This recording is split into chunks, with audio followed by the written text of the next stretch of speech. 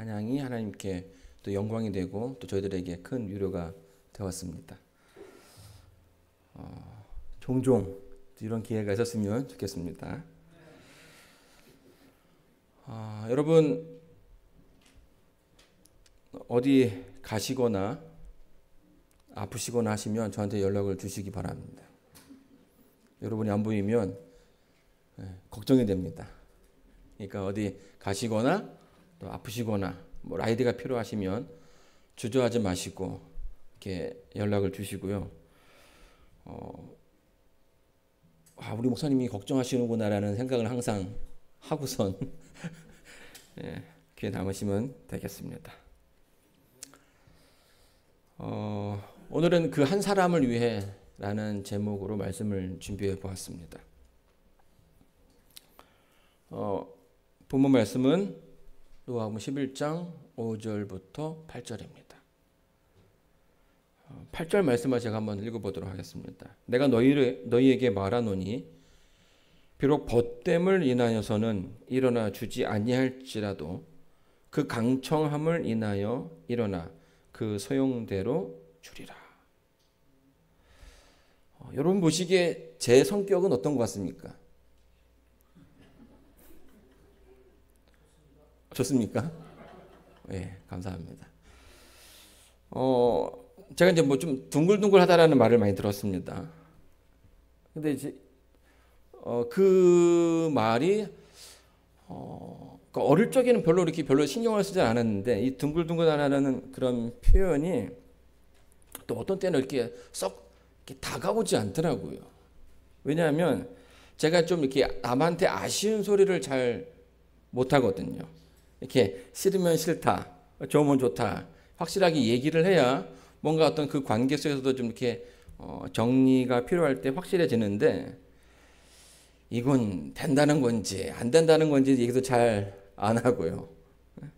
그러다 보니까 또 이렇게 부탁하면 이렇게 뭐 끌려가는 그런 스타일입니다. 그래서 뭐 학교 다닐 때는 제가 해야 하는 일이 있음에도 불구하고 그거 이렇게 따라다니냐고 시간을 또 허비했던 그런 일들이 있었고요. 또 이제 목회를 할 때 처음에는 상대방의 그 말을 너무나 이제 신뢰하는 거죠. 그래서 뭐 이렇게 한국 사람들이 약간 좀 이렇게 다르게 얘기하는데 그걸 잘 캐치를 못하는 경우가 있습니다. 그래서 뭐 이번 주부터 교회 나오지 않겠습니다라고 얘기하면 뭔가 일이 있나 보다. 그래가지고 이렇게 계속 이렇게 찾아가서 이렇게 해야 되는데 사정이 있나 보다 하고서 이제 그 마음을 존중했던 그런 일들이 있었어요. 그래서 방문을 가려고 하다가도 오지 마십시오라고 하면 가만 안 되는구나라고 해서 이게 가지 않았던 적도 있고 전화하지 말라 하면 안 했던 그런 일들이 있었던 것 같아요. 근데 이제 목회 처음에 이제 그렇게 이제 하다가 이렇게 보니까 안 되겠더라고요. 사회생활을 이제 하다 보니까 이런 사람들은 성공할 수 없겠더라고요. 그렇죠? 성공하는 사람들은 어떤 사람들이에요? 뭔가 좀 더 이렇게 열정이 있고 뭔가 좀 이렇게 에너지가 넘치는 사람들인데 저는 이제 그런 부분에서는 좀 반대의 성향을 가진 그런 사람이었습니다. 그래서 이제 그러면 안 되겠다라는 생각을 이제 하면서 그 이후에 좀 삶을 살아왔는데 이게 좀 잘 되고 있는지는 잘 모르겠어요. 워낙 이 성격이다 보니까 바꾸려고 노력하는데 좀 시간이 좀 걸리는 거죠. 흔히 이제 성공하는 사람들을 좀 보게 되면 저와는 분명히 반대되는 그런 성격을 좀 갖고 있는 사람들인 것 같아요. 열정이 있고 또 뭔가 그 반대를 무릅쓰고 그 상대의 그 마음을 얻을 수 있는 그런 용기들 이런 게 필요한 것 같아요. 역사를 보게 되면 역사에서도 그 유명한 인물들은 그런 인물들이었습니다. 삼국지에 보게 되면 이 유비가 그 제갈량을 얻기 위해서 몇 번 찾아갑니까? 3번 찾아갔죠. 뭐 처음에 갔을 때는 얼굴도 보여주지 않습니다. 두 번째는 그냥 누워가지고 이렇게 보는 둥 마는 둥. 굉장히 그 찾아가는 사람의 그 마음을 아프게 하죠. 그런데 이제 그 세 번째, 그 두 번의 그 단계를 넘어섰을 때에 그 세 번째에 전혀 다른 결말을 맞이하게 되는 것입니다. 유비는 그렇게 세 번을 찾아간 다음에 제갈량을 얻게 되었고 그 제갈량을 얻음으로써 이 촉이라는 나라를 세우게 되는 것입니다. 세상은 이렇게 열정을 가진 사람들을 좋아하고 또 그들을 통해서 무언가 역사가 일어나는 것 같아요. 뭐 역사에서만 뿐만 아니라 이 주변에서도 이제 그런 상황들을 좀 보게 됩니다. 제가 예전에 한국에서 있을 때 이 K-팝 스타라는 그런 오디션 프로그램이 있습니다. 여러분 다 아시죠? 이게 이제 뭐냐면 전국 각지에서 노래 좀 한다는 사람들을 다 이렇게 모아서 방송에 출연할 수 있는 사람들을 이렇게 뽑습니다. 그리고 이제 거기에 모여진 사람들을 서로 이제 경쟁을 시키죠. 뭐 오늘은 뭐 이런 노래를 불러봐라. 또 뭐 작곡을 하기도 하고 해서 여러 미션을 주면서 그 미션 가운데 이제 승리한 사람들을 모아서 또 모아서 계속 이제 경쟁을 이어가는 거예요. 이제 한 번은 이제 파이널을 향해 가고 있었습니다. 총 12명의 그 참가자들이 모였어요. 그러니까 막 수만 명이 지원했는데 그중에 12명이니까 얼마나 잘하는 사람들이겠어요. 이제 마지막 그 생방송 진출권을 내걸고 딱 2명만 올라갈 수 있는데 1등은 그냥 그 다음 그 스테이지 없이 올라가고요. 2등, 3등 고르고 나머지 이제 9명은 이제 다 탈락되는 겁니다. 그러면 이제 2등, 3등이 다시금 또 한번 재대결을 해가지고 이제 2명만 올라가게 하는 건데요. 그날 그 경합에서 심사위원의 어떤 그 마음에 드는 사람이 2명이 있는 거예요. 3명을 뽑아야 되는데 1명 뽑고 1등 뽑고 2등을 뽑았는데 3등을 뽑을 수가 없는 겁니다. 그러니까 뭐 눈에 안 차는 거예요. 그래가지고 이제 3등은 뽑을 수가 없겠습니다라고 이제 얘기를 하고 있는데 이제 분위기가 굉장히 좀 조용해지겠죠. 근데 그 중에 한 여자 참가자가 손을 드는 거예요. 왜 손을 들었을까요? 3등을 뽑아야 되는데 지금 3등이 없는 거예요. 그래서 그 여자가 손을 들어서 뭐라고 얘기하냐면 혹시 그 3등, 세 번째 그 자리를 제가 한 번 더 테스트를 보면 안 되겠느냐라고 얘기하는 거죠. 그랬더니 그 심사위원들이 막 이렇게 뭐 해가지고 그러면 한번 기회를 주겠다 이 얘기를 했어요. 제 기억에 이제 그 여자가 그 참가자가 노래를 잘했는지는 모르겠어요. 근데 그 마지막에 노래를 끝난 그 마지막에 심사위원이 뭐라고 얘기했냐면 그 나머지 9명을 향해서 뭐라고 얘기했냐면 여러분은 지금 떨어지기 위해서 여기 온 게 아니라고 얘기하더라고요. 붙기 위해서 여기에 와야 했고 또 그 파이널에 가기 위해서 노력을 해야 했기 때문에 여러분은 끝까지 포기해서는 안 됐습니다. 근데 지금 이제 이 참가자는 노래의 어떤 그걸 떠나서 그 자세, 내가 다시 한번 하겠다라는 그 자세를 통해서 그에게 그 진출권을 주겠다라고 얘기를 하더라고요. 저는 이제 그냥 연애 프로그램, 그러니까 어떤 그런 방송에서 하는 프로그램인데 제가 이제 그걸 보면서 굉장히 제 마음 가운데 어떤 큰 가르침, 이렇게 세상이 이렇게 움직일 수도 있겠구나. 또 이런 사람들에 의해서 사람들이 이렇게 감동하는구나라는 것을 좀 배우게 되었습니다. 모두가 다 그냥 이렇게 박수치고 하는 그런 가운데 있었는데 그 사람은 자기의 어떤 그 열정을 표현함으로써 뭐 한 겁니까? 모두가 그리워하는 그 자리에 가게 되었다라는 거죠. 자, 이제 그런 경험을 통해서 우리의 그 삶 속에 뭔가 좀 더 뜨거운 마음, 열정이 좀 필요하지 않을까라는 생각을 하게 되었어요. 열정이 중요한 것이구나. 여러분, 그 열정이 생기는 순간이 있죠. 여러분의 그 인생 가운데서 그 뜨거운 열정이 생겼던 순간, 어느 순간입니까? 누군가를 좋아하게 되었을 때, 그렇죠?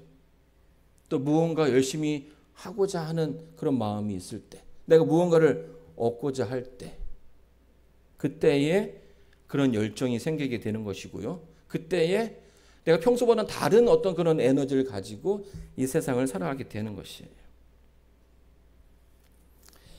본문을 보게 되면 친구가 찾아오게 됩니다. 이 친구는요, 낮에 찾아온 게 아니죠. 밤 늦게 찾아왔어요. 이미 식사 때가 한참 지난 때였지만 이 친구는 밥을 먹지 못했습니다. 자, 여러분 어떻게 해야 합니까? 그 친구의 그 배고픔을 해결해 주기 위해서 밥을 줘야겠죠. 뭐 여러분들 가운데 집에 그 쌀이 똑 떨어져 가지고 밥을 줄 수 없는 그런 상황은 없겠지만 이 본문에 나와 있는 이 친구는 밥을 줄 수가 없는 거예요. 이미 집에 먹을 것이 다 떨어진 상태입니다. 그러니 밤 늦게 온 친구한테 그렇게 얘기할 수 있겠죠. 아, 왜 이렇게 늦게 왔어? 좀 내일 우리 밥 먹을 때 오지? 이렇게 얘기하든지, 아니면 너무 늦게 왔으니까 오늘은 그냥 물 마시고 자. 그러면 내가 내일 이렇게 뭐라도 좀 이렇게 해줄 테니까 오늘은 늦었으니까 그냥 자자고. 보통 이렇게 얘기하면 뭐 친구 사이에 뭐 이해 못 하겠습니까? 다 이해해 주겠죠. 자, 근데 이 친구는 좀 달랐습니다. 밥이 없으니 내일 먹자가 아니라 그냥 그 길로 바로 친구 그 집을 나선 거예요. 이웃의 집을 찾아갑니다. 어떤 친구였는지, 어떤 그 친구 관계였는지 모르겠지만 하여튼 이 친구를 그 배고픔 가운데 그냥 둘 수가 없었던 거죠. 애절한 마음을 가지고선 이웃을 찾아갑니다. 그 마음이 어떤 마음일까요?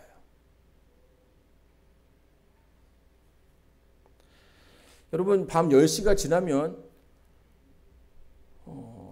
누군가에게 전화한다라는 게 굉장히 실례예요. 저도 뭐 10시 지나서 전화 오는 경우가 별로 없어요. 근데 10시 지나서 전화 오는 때는 어떤 순간일까요? 뭔가 일이 있는 거예요. 그래서 10시 전화 이후에 오는 전화는 왠지 뭔가 좀 떨림이 있습니다. 보통은 잘 전화를 안 하죠. 왜냐하면 이미 하루의 일과를 마치고 잠자리에 들 수도 있고 또 피곤한 가운데 있기 때문에 그 상대방을 배려하는 그런 마음이 있기 때문이에요. 잘 자는데 깰까봐 눈치를 보게 되고, 그게 이제 오늘날 우리가 살고 있는 이 사회에서의 어떤 그 예의죠. 근데 이 친구는 어떻게 합니까? 지금 밤이 늦음에도 불구하고 이웃의 문을 두드립니다. 이미 그 집에 아이들도 다 자는 것 같은데 문을 두드리는 거예요. 분명히 그 이웃 간에 선이 있고 예의라는 어떤 그 분명한 선이 있음에도 불구하고 지금 이 문을 두드리는 사람의 행동은 그 선을 넘고 있는 겁니다. 그 이유가 뭐예요? 그 친구 때문에. 그 배고픈 친구 때문에.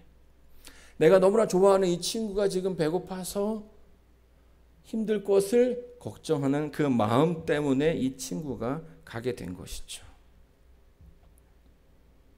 여러분, 이런 친구가 우리에게 있으면 얼마나 좋을까요? 이런 친구가 우리에게 있으면 얼마나 힘이 되겠습니까? 자, 그런데 세상에는요, 이런 사람들이 많이 있어요. 제가 예전에 그 신문을 보다가 이런 내용을 본 적이 있습니다. 중국 남서부에 시앙 원쿠이라는 이제 그 여자가 살았어요. 할머니죠.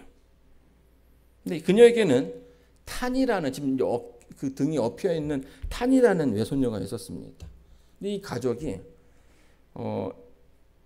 안타까운 그런 사연을 가지고 있는데, 이 원쿠이의 아들, 그러니까 사위이자 이 탄의 아버지가 교통사고로 인해서 죽게 됩니다.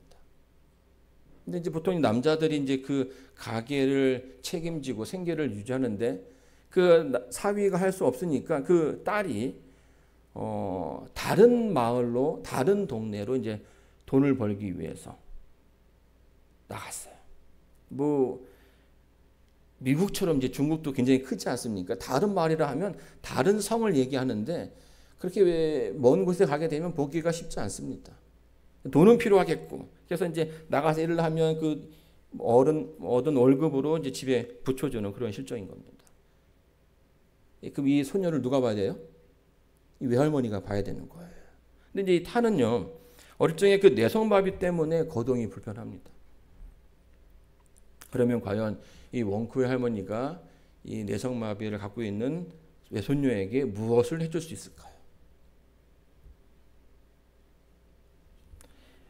매일 아침 새벽 5시에 일어나서 이제 학교에 들어가고 가는 이 외손녀의 밥을 차려줍니다.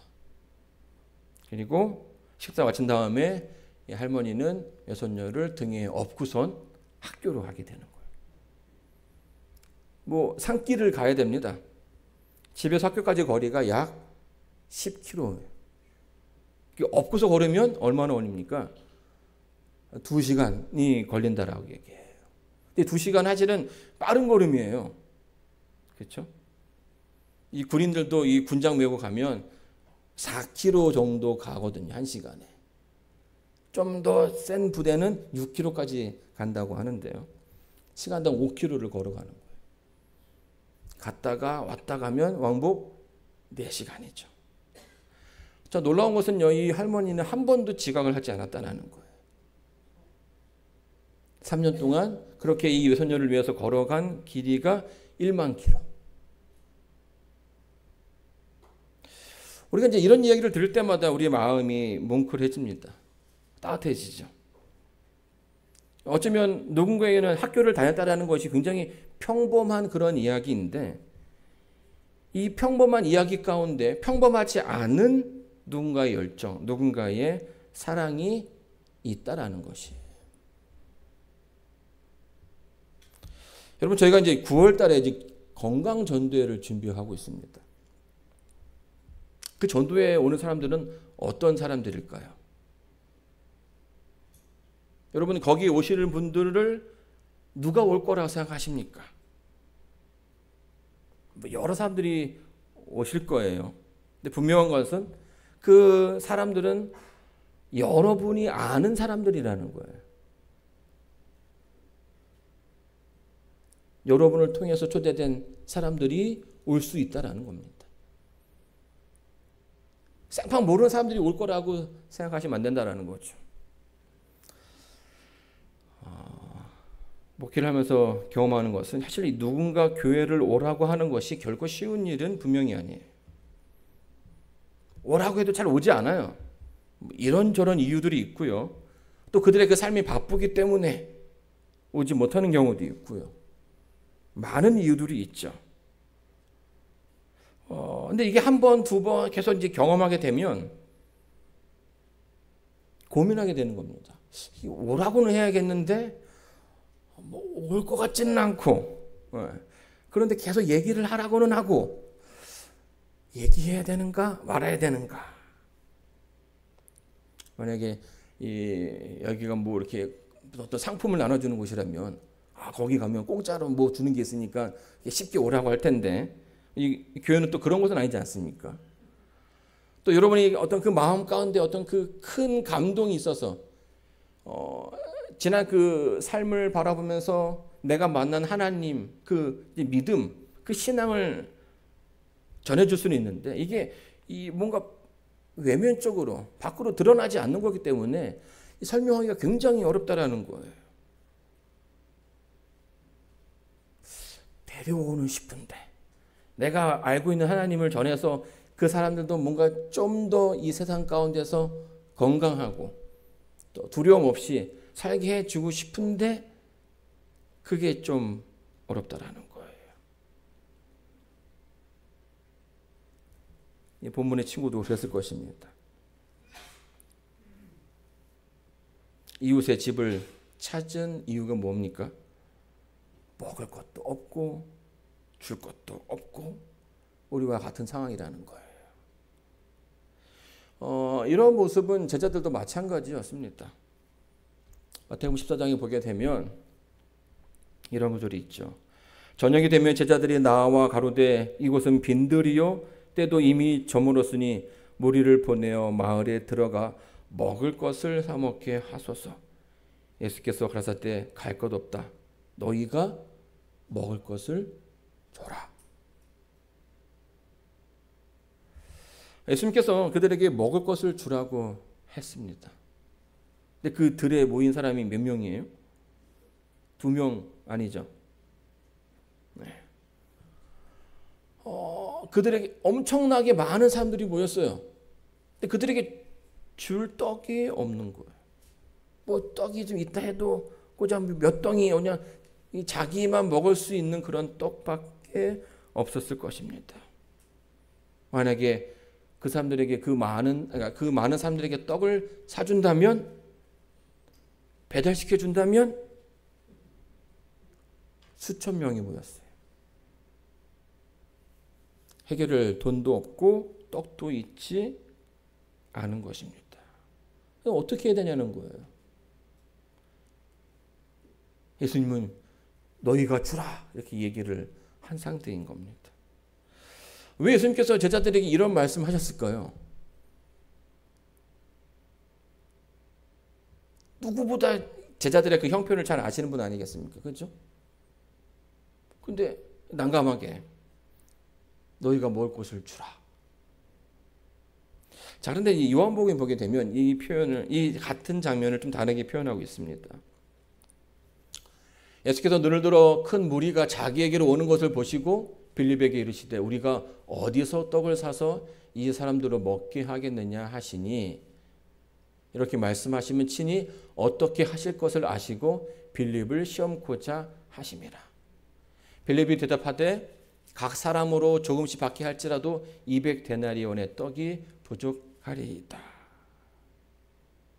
여기 보게 되면 이제 시험한다라는 그런 표현이 있습니다. 줄 것이 없는데 무슨 시험을 하는 것일까요? 이 앞에 보게 되면 예수님께서 당신께서 어떻게 하실 것을 아셨어요. 빌립은 머리가 좋은 사람이었던 것 같아요. 견적이 바로 나오죠. 이 정도 사람들이 먹으려면, 캐더링에서 먹으려면 200데나리온이 부족한다라는 거예요. 한 데나리온이 하루 품값입니다. 하루에 200불을 번다고 하면 200데나리온이면 한 4만 불 정도 되는 거죠. 5천 명이 나눠 먹으려면 버거 하나에 그냥 버거만 하나, 세트도 힘들고 버거만 하나 겨우 먹을 수 있는 빌립은 이미 답이 없다라는 걸 알았어요. 할 수 없다라는 것을 알았습니다. 근데 예수님은 그 할 수 없다라고 생각하는 빌립의 모습을 아셨죠. 여러분, 이 시험의 정답은 뭘까요? 예수님께서 원하시는 답, 예수님께서 그 빌립을 통해서 듣고자 하는 답은 무엇이었을까요? 예수님은 이미 그 마음 가운데 답을 가지고 계셨어요. 내가 이들을 위해서 무엇을 해야 된다는 것을 아셨고 어떻게 해야 할 거라는 그 마음의 확정을 갖고 계셨죠. 하지만 빌립의 생각에는 예수님의 능력은 포함되지 않았던 것이.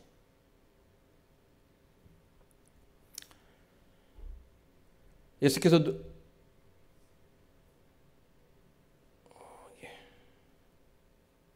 제가 이 다음 절을, 예수께서 그러실 때 이 사람들로 앉게 하라 하신데 그곳에 잔디가 많은지라 사람들이 앉으니 수효가 5천쯤 되더라. 예수께서 떡을 가져 축사하신 후에 앉은 자들에게 나눠주시고 고기도 그렇게 저희의 원대로 주시니라. 여러분, 여기 보게 되면 예수님께서 기도하는 장면을 보게 됩니다. 축사하셨죠. 사실 예수님은요, 하나님이시기 때문에 기도하지 않으셔도 돼요. 그 기도의 대상이신 분이기 때문에 그냥 바로 뭔가 능력을 보여주실 수 있다라는 거예요. 그리고 개인적으로 당신이 드실 것이 아니기 때문에 능력을 씀에도 크게 부족하지 않은 거죠. 근데 예수님은요, 하늘을 우러러 기도하셨습니다. 우리가 늘 하는 기도예요. 여러분이 늘 하는 기도입니다. 큰일을 당할 때나 우리가 전도회를 앞두고는 이 기도를 많이 하죠. 구도자를 위해서, 또 우리의 그 가족들을 위해서 기도합니다. 여러분, 얼마나 많이 기도하십니까? 우리의 그 삶 속에 그 영혼을 위한 기도가 필요하다라는 거예요. 예수님께서 그 대상들을 바라보면서 했던 그런 기도가 우리의 삶에 필요합니다. 한 번, 두 번, 세 번. 이 숫자를 넘어서서 하나님께서 무엇일 때까지? 응답해 주실 때까지. 하나님께서 내가 사랑하는 사람들을 구원해 주실 때까지의 그 기도는 멈춰서는 안 된다라는 거예요. 예수님께서 이 이야기를 통해서 하시는 말씀이 있습니다. 내가 너희에게 말하노니 비록 벗됨을 인하여는 일어나 주지 아니할지라도 그 강창함을 인하여 일어나 그 소용대로 주리라. 그 주인이 왜 줬다는 거예요? 친구됨 때문에 준 게 아니라는 거예요. 그 이웃 간의 어떤 그 끈끈한 그런 어떤 그 정 때문에 준 게 아니라 이 사람 이거 안 주면 줄 때까지 계속 두드릴 것 같으니까 준다라는 거예요. 여러분, 아침 일찍 일어나는 게 얼마나 힘듭니까? 뭔가 좀 중요한 약속이 있으면 그 알람을 맞춰놓죠. 몇 번까지 맞춰놓습니까, 여러분? 이게 이제 알람이라는 게 참 깨야 되는데 그 10분 단위로 이렇게 해놓는 사람들이 있어요. 저희 식구들 중에도 그런 사람이 있습니다. 근데 이 알람이요, 굉장히 이제 지능화됐습니다. 그러니까 사람들이 일어날 수밖에 없게끔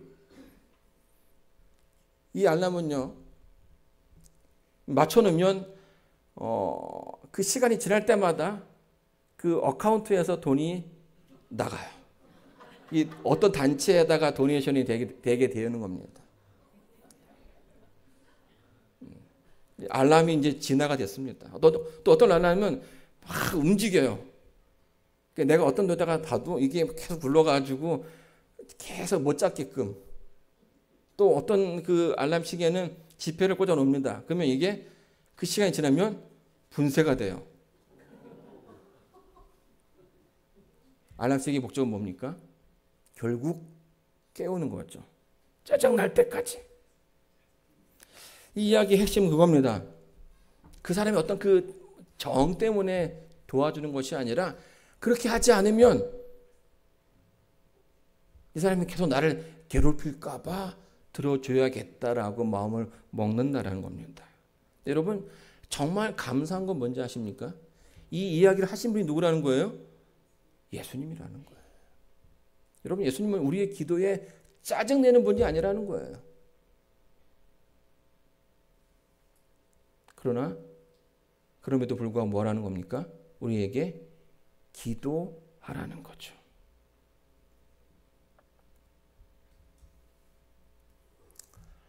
예수님께서 기도하신 후에 여기 보게 되면 앉은 자들에게 나눠주시고 거기도 그렇게 저희의 원대로 잠깐 뭐가 빠지네요.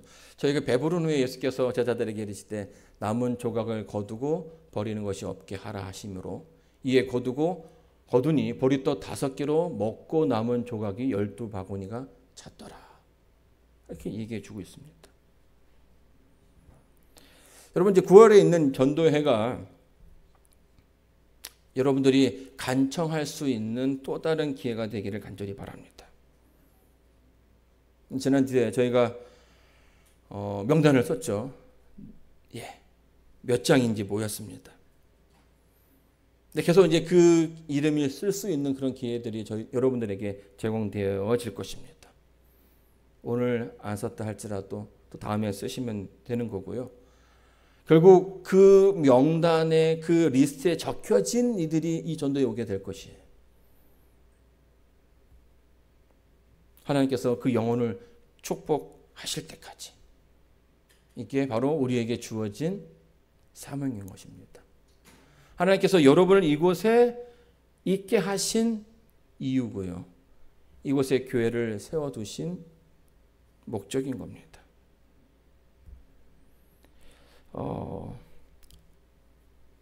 오프라 윈프리가 이런 책을 썼습니다. 이것이 사명이다라는 책에서는요, 이 여인의 어떤 그 네 가지 철학을 이렇게 설명해 주고 있어요. 남보다 더 가졌다는 것은 축복이 아니라 사명이다. 자기보다 못한 사람을 도와줘야 할 책임이 있기 때문이다. 남보다 더 아파하는 것이 있다면 그것은 고통이 아니라 사명이다. 아파본 사람만이 아픔을 겪는 사람에게 위로해주고 봉사해 줄 수 있기 때문이다. 남보다 더 설레이는 꿈을 가지고 있다면 그것은 망상이 아니라 사명이다. 그 꿈을 이룸으로써 사회와 이웃을 위하여 봉사할 수 있기 때문이다. 남보다 더 부담되는 그 어떤 것이 있다면 그것은 강요가 아니라 사명이다. 부담을 피하는 자가 아니라 부담을 기꺼이 감당하는 자가 복이 있는 사람이기 때문이다. 사랑하는 성도 여러분, 이 오프라 윈프리는요, 그에게 주어진 그 모든 그 상황들, 사실 그의 그 자서전을 보게 되면 이 여인은 평범한 삶을 살아오지 않았어요. 수많은 어려움들이 있었고 또 위기들이 있었음에도 불구하고 지금 그 위치에 또 그 자리에 올 수 있던 것이죠. 근데 그런 가운데 그가 얻은 깨달음은 뭐냐면 이 모든 것들이 사명이라는 거예요. 하나님께서 나에게 주신 축복이고 내가 그것을 통해서 나만이 아니라 다른 사람들을 위해서 사용할 수 있다는 것입니다. 하나님께서 이 마지막 시대에 여러분들에게 신앙을 주셨습니다. 하나님을 알게 하셨고요. 그 하나님을 알게 하심으로써 이 세상을 살아갈 수 있는 힘을 주신 거예요. 근데 그 목적은 나만 잘 살기를 원하신 것이 아니라는 거예요. 나를 통해서 다른 사람들에게 하나님의 그 모습을 드러내기를 원하신 것이고요. 내가 그 얻은 그 깨달음을 또 다른 사람들에게 나눠주기를 원하시는 것입니다. 이것이 우리에게 주어진 사명이에요. 저희 교회의 이제 이 선교 사업은 이미 40년 전부터 이곳에서 시작되어 왔습니다. 앞으로도 계속 진행되어질 것이고요. 그 가운데 여러분들이 그 역할들을 해 주실 거라는 겁니다. 사랑하는 성도 여러분, 여러분에게 주어진 그 사명들을 잘 감당하고 주변에 여러분에게 그 복음을 받아들일 수 있는 사람들을 생각해 주시고 그들을 그 전도회로 초청할 수 있는 여러분 되기를 바라면서 오늘 말씀을 마치도록 하겠습니다.